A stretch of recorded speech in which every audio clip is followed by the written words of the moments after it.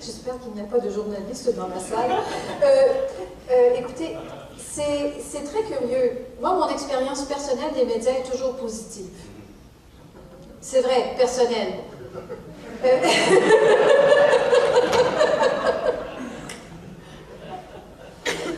Ce que j'observe par ailleurs, et pas seulement au Québec, c'est vrai que l'analyse de la commission du rapport des co-présidents a été très bonne sur cet écart entre les faits et les perceptions et les interprétations. J'étais à Oxford, en Angleterre, dans un séminaire de journalistes, et il y avait un discours abrasif sur les religions autour de la table. On est en Angleterre, où il y a en France, dans la question de l'interdiction du niqab, dans cette façon de défendre une sorte de laïcité. Sur le rapport Stasi aussi. Oui, les médias, globalement, semblent jouer un rôle assez anxiogène dans des sociétés qui ont peur de la diversité. Pourquoi je l'ignore? Parce qu'il est vrai qu'il y a des journalistes qui ont des avis différents. On le voit, il y a une diversité dans la presse québécoise, canadienne aussi, selon les journaux, selon les éditorialistes. Mais il y a il y a certains journalistes qui s'emparent des faits et avec une sorte d'émotivité qui n'a pas été analysée encore à ma connaissance. Donc, c'est vrai qu'il y a... c'est peut-être aussi à cause de l'investissement des médias par les gens, les lignes ouvertes, les blogs, comme il y a une anxiété à l'égard de la diversité, je crois que ça...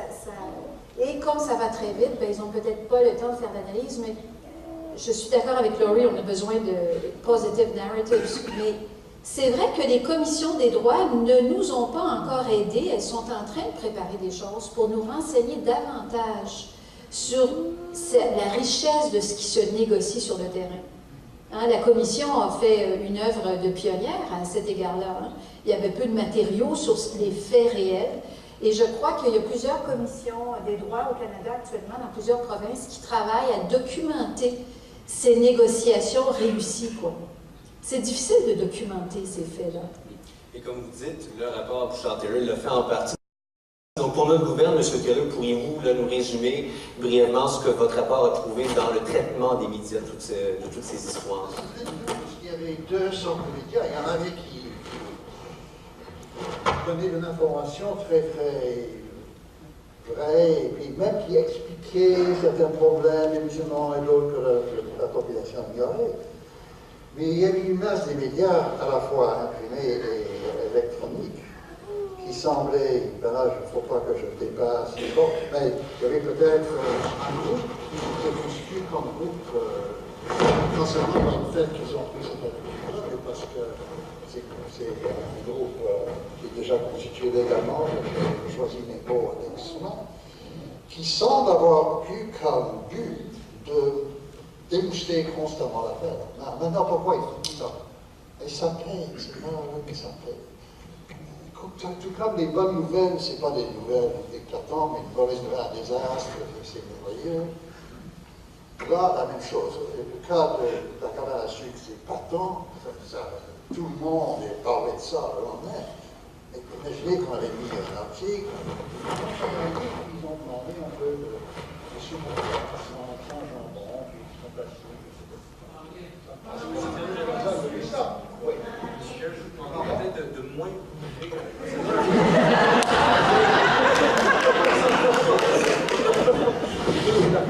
Alors, c'est le problème qu'une bonne nouvelle, mais ce n'est pas une nouvelle, une mauvaise nouvelle, c'est une nouvelle. Mais aussi, il y a une certaine irresponsabilité des gens qui ont le fonds de commerce dans les médias et de dénoncer ce genre de réaction. Et là, il y a deux niveaux. Il y a des gens sur le stade de réaction, etc., qui passent certaines nouvelles.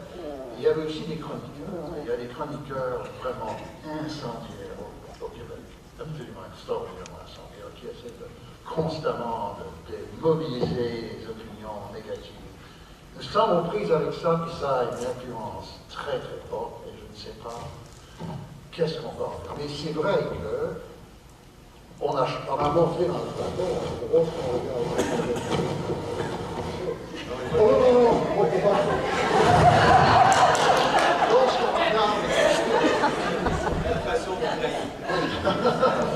Lorsqu'on regarde les hôpitaux, c'est extraordinaire de durée des négociations, d'accommodement, de compréhension. Puis on a même eu des médecins qui nous ont dit on n'a pas d'intérêt pour l'accommodement raisonnable. Mais, positivement, on est médecin, on regarde l'être humain complet et on fait ce qu'il faut pour guérir. Et c'est dans cet esprit-là qu'il s'est prêt à faire toutes sortes d'arrangements. Ça, c'est vraiment le côté positif. C'est vraiment une inspiration. Monsieur Taylor, je vais poser une question à Mme Bach, durant laquelle je vous demandais si c'est possible juste de retrouver votre micro et peut-être juste de le réattacher, parce que sans ça, on perd l'essentiel de vos propos qui sont, ma foi, fort pertinents. In the meantime, Professor Bach, I will keep on this topic. I will ask you the same question, but a bit differently. Are the media more worried about different people, quote unquote, than Canadians are, actually, at the end of the day?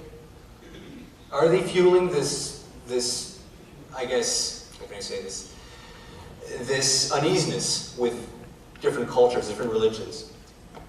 You know, I don't think I would say that. I don't think I would say that they are necessarily fueling some of the disagreements. I think it goes down to the way that they work in terms of, I mean, Laurie said, you know, they work in sound bites. And many of these issues just don't, you know, it's not easy to deal with them in sound bites. So, you know, I was also really intrigued to hear Solange say that, you know, her experience with the media has always been positive, because I have to say mine has almost always been negative. And it's not at all a slight on the media, except that, you know, I often get asked things like, you know, when the religious arbitration controversy came up in 2005 in Ontario, I got asked... to the Sharia law? Yeah, the Sharia law debate, as it became known. Although it wasn't about Muslims alone. You know, I often got asked, are you for or against religious arbitration in Ontario? And I said, well, actually, you know, it's not quite that simple. It depends, and then I would sort of go on in my long-winded rant, and I would never get quoted in the media, because they want to know whether you're for or against, and it's got to be as simple as that. And the thing is, these things aren't. Right? They have a lot of nuance, and they're very context dependent, and you need to sometimes be a little long-winded. So I think it's sort of just the nature of the way the media works, as opposed to kind of, you know, targeted misleading of the public. Right. Well, if I ask you a question very directly, should there be religious-based tribunals in Canada? Could you respond? How much time do you have? You know, I actually don't, so there was in fact a big controversy about religious arbitration in Ontario in 2005, and the Premier of Ontario announced that religious arbitrations would be banned from the province. And that, I think, is still what popularly is believed, that religious arbitrations have been banned from the province. And in fact, that's not the case. You can have a religious arbitration in a family law context, as long as your arbitration is not inconsistent with Ontario's family law. And if you know anything about Ontario's family law, you'll know that it actually is very broad. I mean, there are some restrictions when it comes to the custody of children and child support, but otherwise, you know, there's a lot that is permissible. And I don't have a problem with religious arbitrations, as long as, you know, we're thinking about vulnerable people in families, and often that means children, and often means women. And so, because family law in Ontario, and frankly in other provinces and territories in Canada, try to put in certain safeguards, I actually don't think that religious arbitrations would be a problem. I think, in fact, that if a religious couple has a particular issue, if they were to turn to Ontario's family law wouldn't have much to tell them. And so, in fact, a religious arbitrator might give them some insights in terms of helping them resolve their issue.